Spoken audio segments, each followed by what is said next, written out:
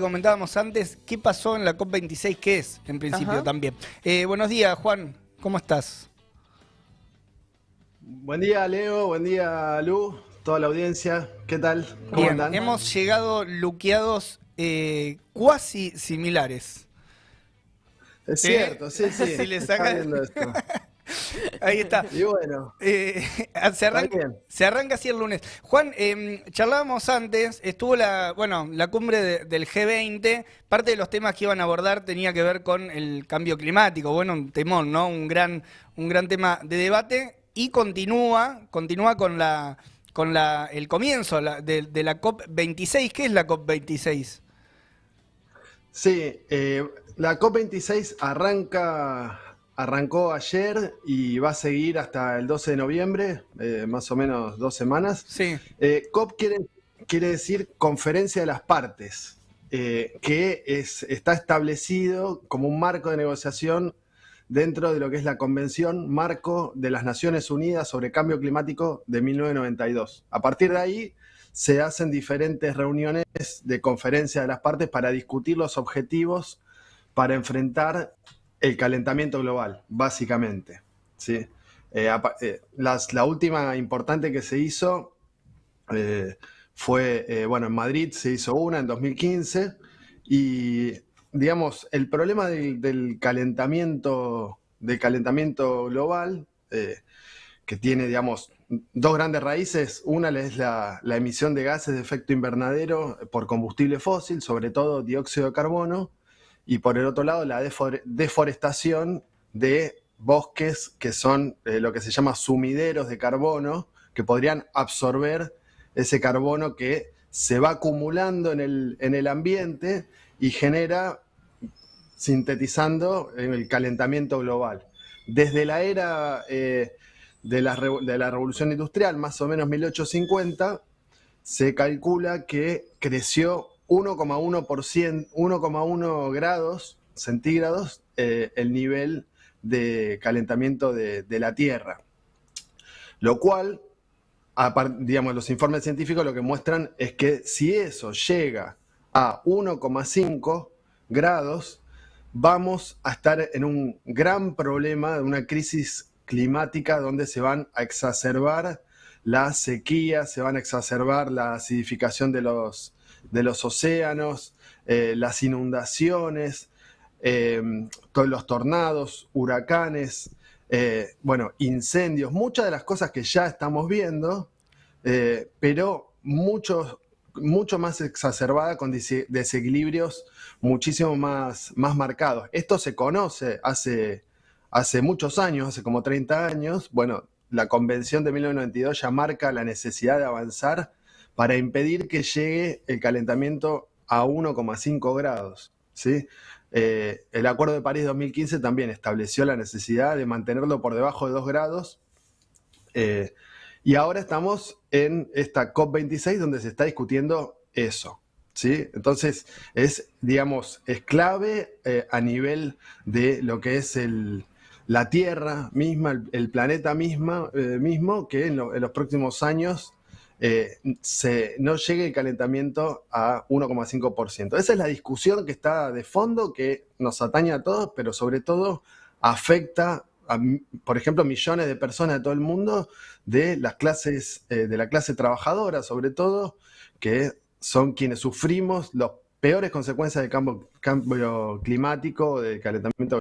Entonces, una cosa sobre esto, el marco que hay que darle a estas reuniones que se van a ir dando. Al principio se van a reunir más de 200 representantes de los países. Bueno, está Alberto Fernández ahí, Boris Johnson, y otros. No va a estar Putin ni va a estar Xi Jinping, ¿sí? Dos potencias contaminantes importantes. Bueno, van a estar negociando acuerdos, básicamente. Ahora vamos a ver si la utilidad de este tipo de cumbres, ¿no? Ujú. Pero el marco es Sí, No, dale. justamente el tema de qué sale, ¿no? De estas reuniones, incluso el efecto concreto, ¿no? Porque respecto de lo que decía Juan, de los objetivos que se ponen también, entiendo que hay una proyección hacia uno de los objetivos, digamos, están planteados de acá al 2050, ¿no? Son como plazos que parecen plazos largos, pero... Son 30 años. Claro, pero desde el punto de vista de la producción capitalista, digamos, o activás, tenés que activar más o menos rápido, digo, Claro. para llegar a estos objetivos que se están proponiendo de acá al 2050 para evitar, digamos, esto que comentaba Juan recién, de las consecuencias concretas, ¿no? Que muchas las venimos viendo. Pero no, ¿qué visión tenías también de la efectividad, digamos, de este tipo de cumbres? Sí, miren, para tener algunos parámetros para entender, porque a veces, bueno, ya dije, es un gran problema, digamos, histórico a nivel de la Tierra misma, la crisis climática.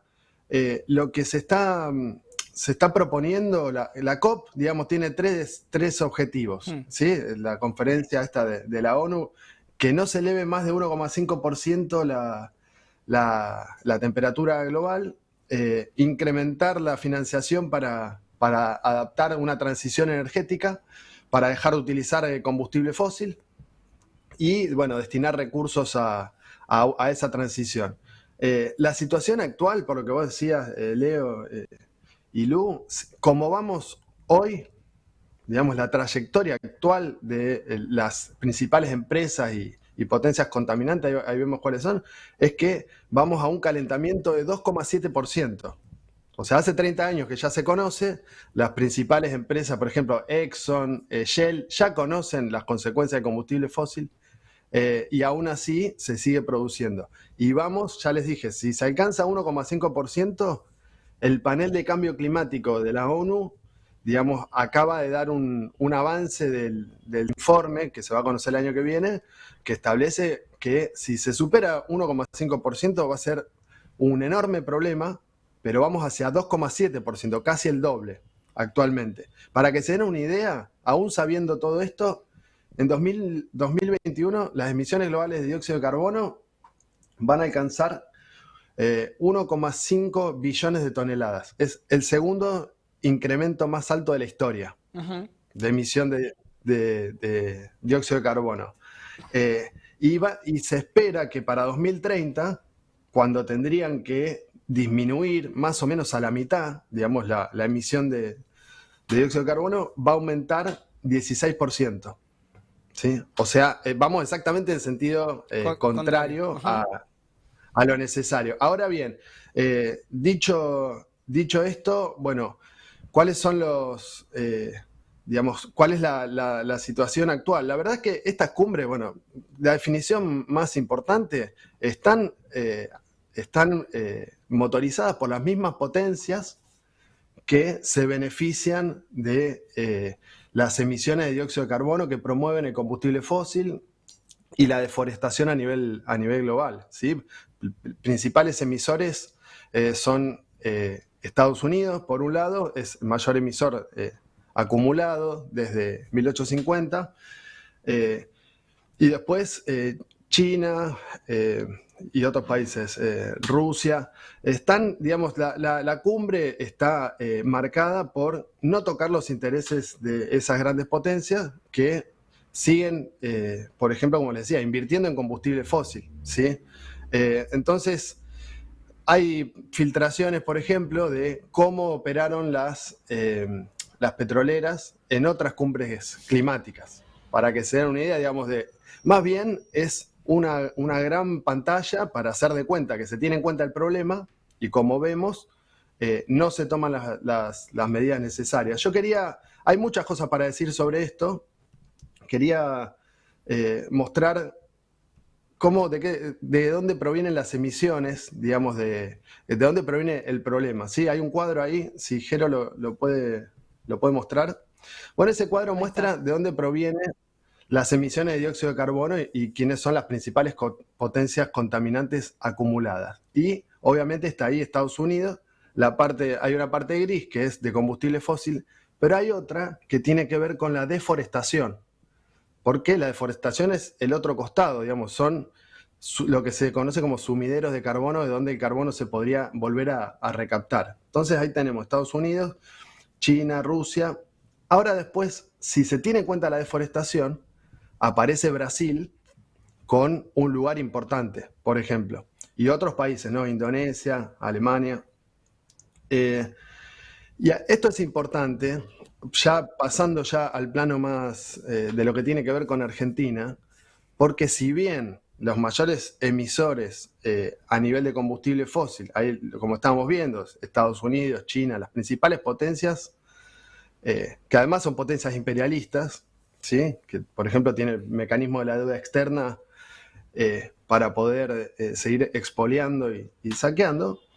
Si tenemos en cuenta la deforestación, aparece Argentina en el puesto 14. Claro. ¿Sí? Entonces, ¿esto por qué? ¿Por qué lo digo? Bueno, porque al mismo tiempo acabamos de leer un tuit recién de Julián Domínguez. Hay una delegación en Glasgow, está Alberto Fernández, Cabandier, incluso Julián Domínguez, que es un ministro del agronegocio, directamente representa los intereses del agronegocio en Argentina, que es responsable de un nivel de deforestación que es de los más altos del mundo.